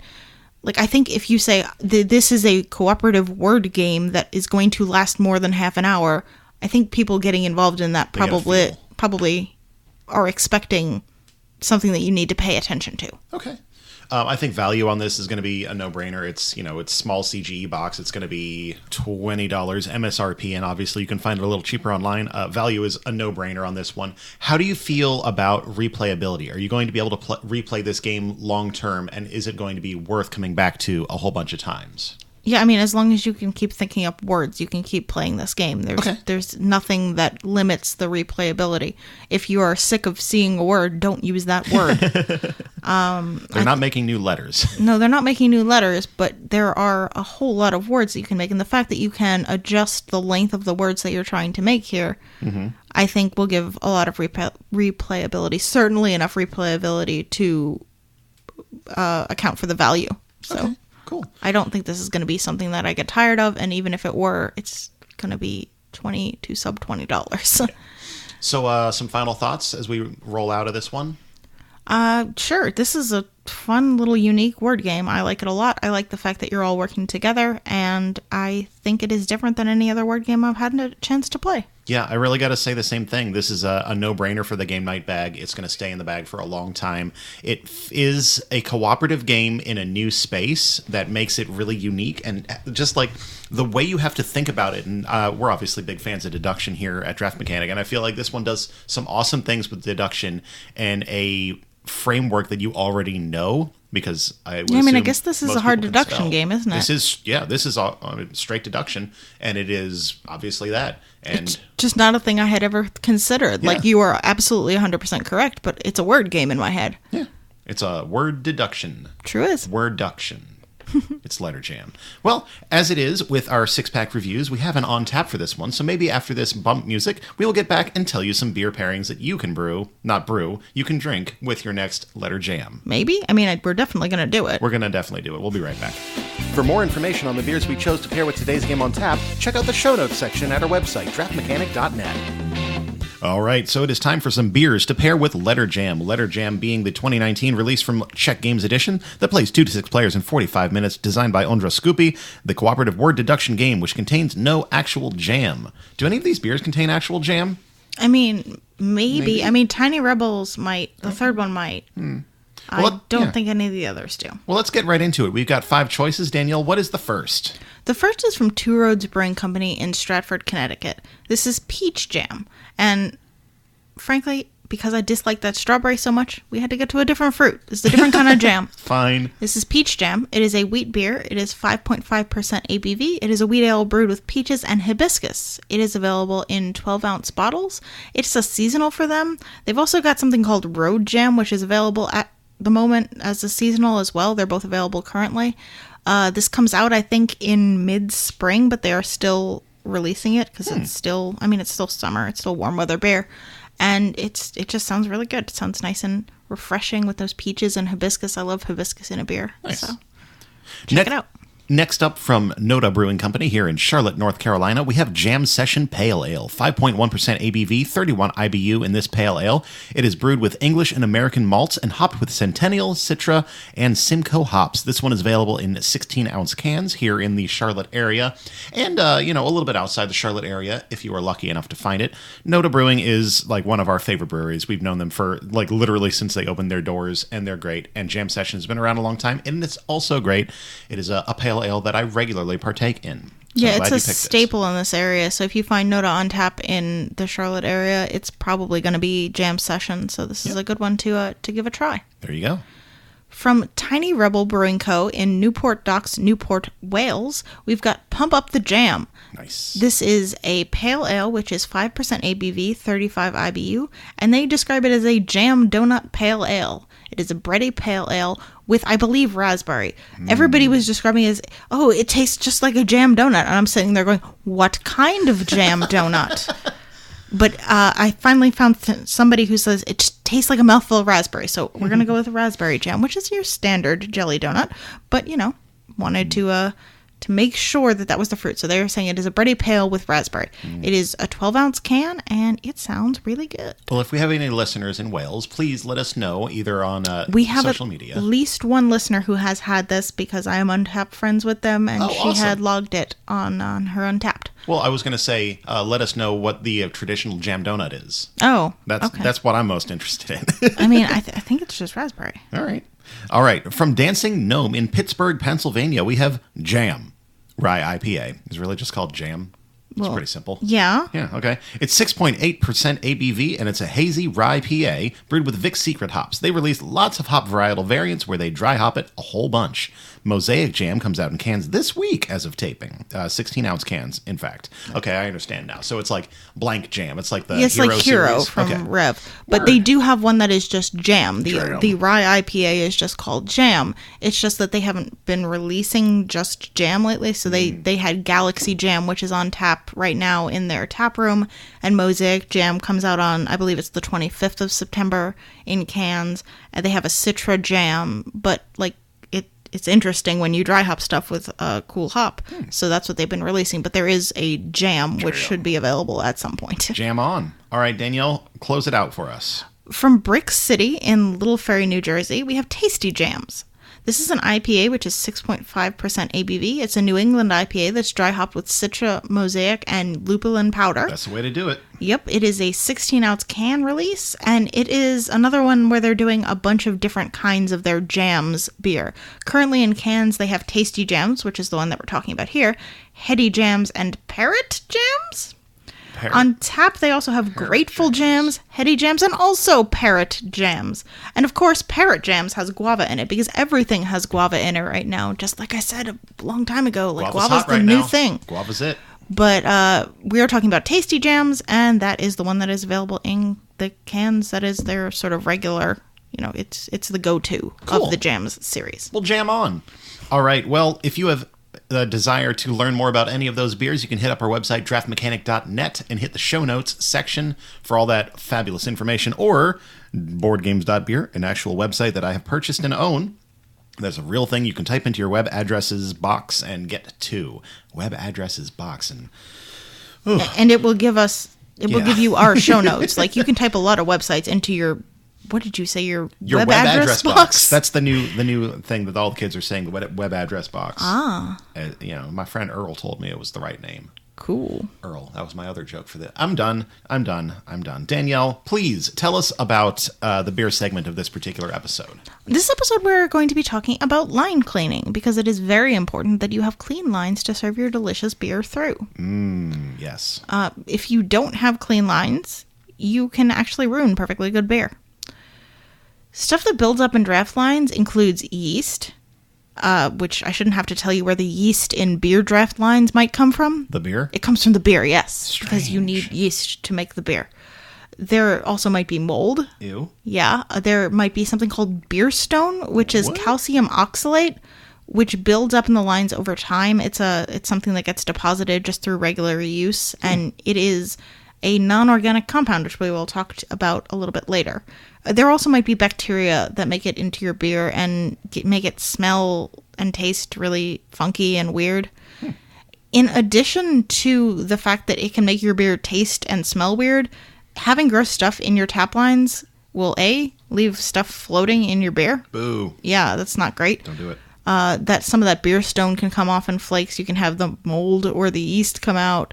The bacteria, obviously, you won't see. If you have enough bacteria that you can see them, they have something very wrong. Leave this bar immediately. But it Somebody called John Taffer. It can also, just on a less problematic thing, it can affect the head retention and the head generation of the beer. The beer stone in the lines can lead to little like bursts in the line that will mess with the head retention, and it's just not as enjoyable a beer if you don't have the right level of foam on top of the beer. They are brewed very specifically to have a certain type of head, and having gross lines is going to affect that. The Brewers Association recommends that tap lines be cleaned at least every 2 weeks with an alkaline cleaning solution. If you are in a professional setting, they recommend recirculating for 15 minutes at 2 gallons per minute.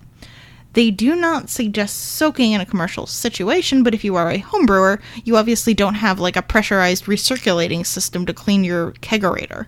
Homebrewers can soak their lines for 20 minutes under pressure, where you close up both ends of the line and you like pressurize the solution in there and soak it, and that'll get rid of all your molds and your yeasts and your bacterias. And then you are obviously going to take your faucets off and clean them too in either situation. You need to have clean faucets, otherwise, however clean your lines are, if they're coming out of gross faucets, that's not going to help. The gaskets should be checked. If they are bad, they need to be replaced, especially because those yeasts and molds love it when air gets into the lines that isn't supposed to be there. That's how they thrive and grow. So this bacteria can go either way. Sometimes bacteria need that extra air, but molds and yeasts love it.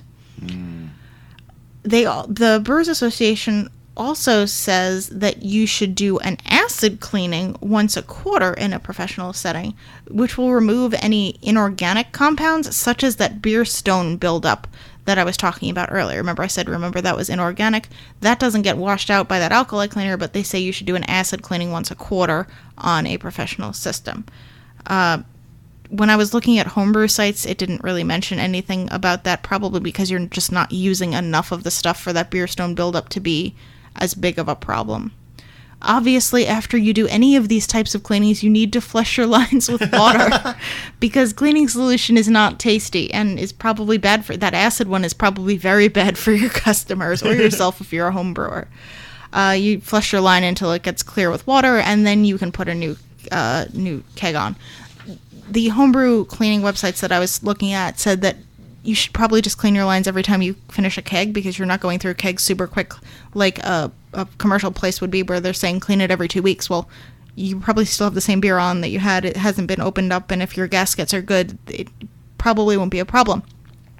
So the homebrewer recommendation was, when you change your keg, you already have the keg off of it, just connect up your pressurized system. You can use a CO2 canister, or there are recommendations for how to do it with like a hand pump system to pressurize your cleaner in there and just soak it and clean it out real good. And then you put on your new beer, and you've got fresh, new, clean, good lines, and you are good to go. One of the other things that I did see in the Brewers Association recommendations is if you've got like a really intense beer, it may not all get cleaned out. Like if you can actually stain your lines with persistent flavor. So if you have a really, really strong beer on that has a lot of fruit, which can be a little bit acidic as well, or if you've got margaritas on, I was like, okay, if you've got margaritas on tap, I feel like that's just your margarita tap. Oh boy. But they were just saying if you've got something that's a really intense flavor, it may leave enough flavor in your lines that you need to end up replacing them, which sounds like it can be very expensive. And probably in a homebrew situation would be more realistic than in a commercial brewing situation. But that is my little spiel about having clean lines. There are also companies that, obviously, professional bars have companies that come in and do it. There's a couple in the Charlotte area. I know Crafty Beer Guys, who's got a shop in town, started off as a line cleaning service. So, I mean, if you are familiar with the beer systems in your location, you probably know of a line cleaning place. But it's just something that people don't talk about a whole bunch. And if you don't have clean lines, you don't have good beer. Even if you started with good beer before it got to the bar, you now no longer have good beer. So I think it's important to talk about and to know is a factor. I mean, if you've got a bar and you love the beer they have on, but for some reason it never comes out right, it's probably their system is gross. Yeah. And also, if you are out there, I've started to see more bars actually show and kind of display their line cleaning dates, which has been a really neat thing. So health scores? Yeah, I mean, well, just you get some of these ones that have the fancy digital displays and everything, they'll display lines last cleaned on blank, or when the tap went on. That's a really cool thing, and I hope more people start to jump in on that because yeah, I mean, you can get some gross stuff. As somebody who's worked in food service for 14 years, just what an ice machine can do, Let's not talk about it. Moving right along, ending the beer segment. We're going to take a quick break, come back with our final round, a fun little one for the 4th anniversary episode of Draft Mechanic, in which some people try to figure out what in the world Drew Warden is saying in our theme song. We will do that after the break. Want a second opinion on some of the games we talked about on this episode? Check out some other great content creators at punchboardmedia.com. So, in the final round of this episode, this one is actually suggested by Patrick Hillier. He actually mentioned it in the final round channel of our Slack. If you are not in our Slack and you would like to be, you can go to draftmechanic.net and click the Slack menu option to hop in there for free. We talk about board games, we talk about beer, we talk about puns, and in this particular episode we are talking about music. The original thing that Patrick said was, let me scroll back a little bit, I kind of just asked, hey, anybody got any ideas what you want to do for future final round topics? And Patrick says, future final round topic, listeners guess the words in the Draft Mechanic music lyrics. He said, quote, "You've seen the Koopas bouncing fast. My favorite is Bowser." I mentioned that even the guy who sung it, my friend Drew from college, in the band Liberation Jumpsuit, does not remember 100% of the words. He's actually been looking for the original lyrics. It's definitely printed on a sheet somewhere because he was the singer, and he should probably have that. Right, but it was what? It's been 15. Yeah, I was being nice. It's been a while. It's been a dozen years, and he has 2 kids and a full-time job, and he's moved across the country. So he may not have that anymore. But he did still find copies of CDs that my band put out, so he's probably got it somewhere. Someday, if we ever find out, we will let you know, dear listeners, what the exact lyrics are. But I feel like we should give everybody a baseline to think about it, and I'm going to play that particular part of the theme song again. Sure. All right, here we go. You've seen the future and it works to take a mile. The big all is for the best in the best of our world. All right. Hey, everybody. Welcome back to another episode. Wait, no, sorry. It's coded in at this point. I just start on that. So, the very first response we got was from Nate Bivens. He says, "You've seen the future and it hikes half a mile. Love me, yeah. A vow is for the best and fast devourer." That's actually pretty close. I think that's pretty close. I don't think that's close. It's, surprisingly close. You've seen the future. Absolutely. And it hikes half a mile? No. Love me, yeah. Probably not. A vow is for the best and fast devour hour. Yeah. Pretty close. No. Totally close. You want to do BJ's next? Sure. We have Uwe's my future, and he works at making the smiles. And I love it. Le Havre is the past, and the past is ours. Yeah, sure. Paul Imboden jumps in with, I'll be there for you, Jake, like I've been there before. I'm pretty sure that's a different theme song. That's Friends. That is Friends. Will I Foy... don't think the Rembrandts are going to do our theme song. Will Foy jumped in. He said he listens about 1.3 times speed, so he's never going to bet all this again. Hazard of my brain working too fast in my ears, wanting things faster. Faster Pussycat Kill Kill. Wrong band. Plus, who wants a killer live studio cat? I'm going to give that 0 out of 10 because none of those were actually the words in the theme He wasn't song. guessing. He was just talking. he was just giving words that are normal words in conversation. Patrick Hillier actually sent us some audio, and I think it would be good to play that right now. Sure. All right, so brace yourself because Patrick has done some exploration. Okay, this is Patrick Hillier, and I'm going to do a breakdown of the Draft Mechanic song introduction lyrics so we can all figure out exactly what they're saying. You've seen the future anywhere. Clearly, the band's superpower of choice is referring to the future dance move twerking, and people who do that referring to them as the twerks. So, you've seen the future and the twerks. And here, the singer is asking the croupier at the gambling establishment that he's at to take a mile, which is just a reference to take a break. All is for the best in the best of our world. And here now is the best, and the best for hours refers to the hours and hours we've been able to listen to Draft Mechanic over the last 4 years. Happy anniversary, guys. Okay, thank you so much, Patrick. I do not believe that Drew Warden was able to predict twerking, but it's entirely possible. Now that I'm thinking about it, thinking about shows, the band's Liberation Jumpsuit, I actually do probably remember Drew doing a lot of dancing. He may have invented twerking. If he definitely didn't invent twerking, and if he predicted its popularity, he did not monetize it appropriately. Yeah, Drew gotta do better in the future past to do that. So, at the actual moment of recording, like this exact one moment, I just received an email from Adrian over at the Mile High Game Guys. It just says, boom, done, new and improved lyrics. Tell your listeners I'm sorry to put them through this, Adrian. Oh. So I'm going to put this in here, and neither of us have heard this yet. And if I need to go back and beep anything out, because it is the Mile High Game Guys, we'll do that. But if not, this is Adrian's interpretation Do of we our beep lyrics. things out now? I don't know. Maybe. Depends what he does. You never know. Let's see. Maybe he says Subway. Let's see what he says. Hey, everybody. It's Adrian from the Mile High Game Guys here, just sending in some audio as requested. Jake and Danielle, you wanted people to give the best interpretation of your intro lyrics that they have. And I've listened to a lot of your episodes, and I think I have the actual lyrics sort of nailed down.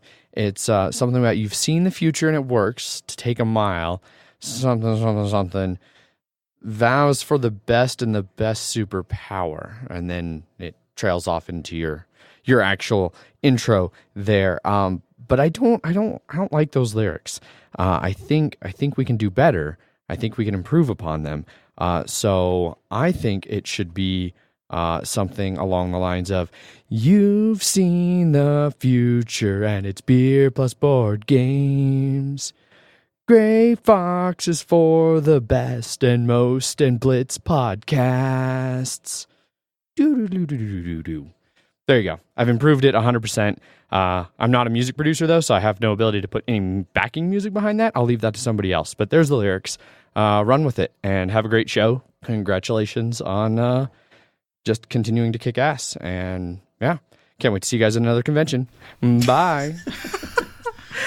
All right, those are pretty good words. I'm going to have to remix that. I'm going to make that just like some episode randomly over the next year. You're going to hear that instead of Drew, and nobody's going to notice because I would press 30 seconds ahead at that point. The best and most and Blitz podcast. The best and most in Blitz. Wait, it's true. Are we the best now? He's saying that. Aw, thanks, Adrian. Because he's being nice to us. Yes, thank you, Adrian, for being nice to us on our birthday. Speaking of Adrian, we'd love to see you at a convention. Are you coming to any more conventions?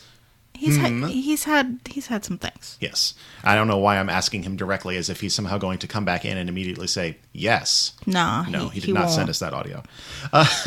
So, Danielle, you've done a little bit of research, and you say you actually have information.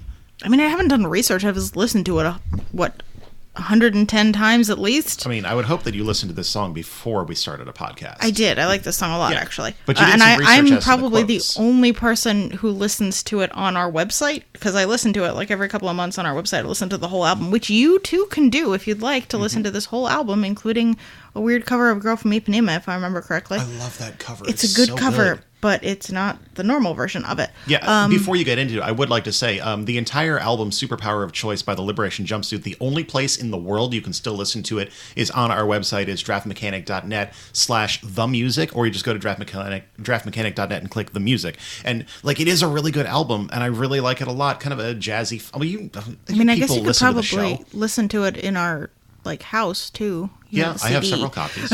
But yeah, go listen to it. They're a great band, and I miss them a lot in terms of them being a band. They have a lot of fun live shows, and it's a really good album, and you should go listen to it because it's good. Yes. Mm-hmm. I have all but I think one of the words. I have no idea what one of the words is, and Drew, you checked with him again today. He doesn't know what it is. No clue. But Adrian got the first line right. It is, "You've seen the future and it works," which is actually a quote from Lincoln Steffens, who was a muckraker journalist. But that is a quote. "I've seen the future and it works." I believe the actual words are, "You've seen the future and it works. The day, the mile, and that's the word. I don't know what it is. Flowers for the best and the past of our world," I think is what he says. And if it's not what he says, prove me wrong. Well, someday maybe we will know the information. Well, we're not quite done with our final round, because we did have one listener who gave us what the end sting actually sounds like it's saying. So this comes from Fiona over at the Game Shelf blog. Go check out the Game Shelf blog. They're fun, and I like their stuff, and they present good opinions on games. Fiona just straight up from memory gave us, "Beauties in your eyes, you are the beholder. You're randomly stricken. Do not fall gently into that gutter line." That's the thing you're going to hear in a minute or two, probably. But it's fairly close on a lot of those things. There is not actually a reference to a gutter line, but she's close on most of it. Way closer than I would have been on some of it. Yeah, that's the one that I do know. "Beauty is in your eyes, you are the beholder. You render me stricken. Do not go gently into that good night." Indeed. Well, yeah, that part obvious. And then we say goodnight at the beginning of that, which makes it kind of fun. Wait, so what do we do right before that sting? Well, I want to remind all of our listeners to please get... Wait, no, that's your part. That's Sorry. my part. I'm getting all over this. Let's end this episode. I think it's about time. Listeners, thank you so much for tuning into this and any episode of Draft Mechanic. We've done this for 4 years now, which is just mind-boggling. And just, you're all great, and we love you all. Please visit us on the internet, draftmechanic.net. It's the place. At Draft Mechanic on Facebook, Twitter, and Instagram. Those are the internet places. Shoot us an email at draftmechanic@gmail.com if you want to do that. That is a thing that works. We also have a Board Game Geek Guild that is guild number 2470. There is a thread up for this episode and every episode. If you are in the Charlotte, North Carolina area, we have a meetup on the first Thursday of every month and the third Tuesday of every month. Next one is going to be on October 3rd at Good Road Cider Works. We would love to see you there. You can pick up the Draft Mechanic micro badge at Board Game Geek in our guild as well, and you can always jump into our Slack channel, and if you really want to, please go pick up a Draft Mechanic t-shirt. If you go to draftmechanic.net, there's a banner up at the top that tells you how to get there over to our Redbubble shop, where you can get like the Thematic Euros shirt or the Live Studio Cat t-shirt or some other shirts. The logo t-shirt. And the Carcassonne t-shirt. That's the other one. There we go. Oh, right. Draft Mechanic is sponsored by Gray Fox Games. Visit grayfoxgames.com and sign up for their newsletter for the latest. Gray Fox Games, quality games, cleverly crafted. And no, this is when I say the thing. As always, I would like to remind our listeners to please game responsibly and tell them that I'll see them back here in 2 weeks for another round. All right. Good night, everybody. Night. Draft Mechanic episode 110 is recorded on Sunday, September 22nd of 2019 in front of a Live Studio Cat. Take it away, Drew. Beauty is in your eyes, you are the beholder. You render me stricken. Do not go gently into that gutter line. Hey, baby, I hear Draft Mechanic calling. Toss salad and scrambled eggs. Oh my, mercy. And maybe I'm a bit confused. Hey, maybe I got blue peg and pink peg confused. Oh wait, this is the wrong show.